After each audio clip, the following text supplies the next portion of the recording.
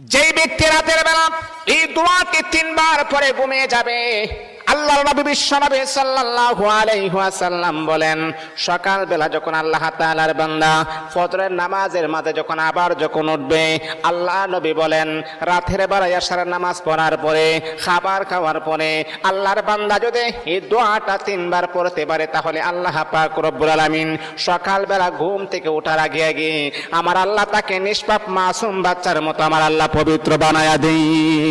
দোয়াটা সবাই আমরা জানি, আমরা সবাই কিন্তু দোয়াটা জানি, কিন্তু আমরা আমল করি না। দোয়াটা হলো আস্তাগফিরুল্লাহাল্লাযী লা ইলাহা ইল্লা হুয়াল হাইয়ুল কাইয়্যুম ওয়া আতুবু ইলাইহি লা হাওলা ওয়ালা কুওয়াতা ইল্লা বিল্লাহিল আলিয়্যিল আযীম।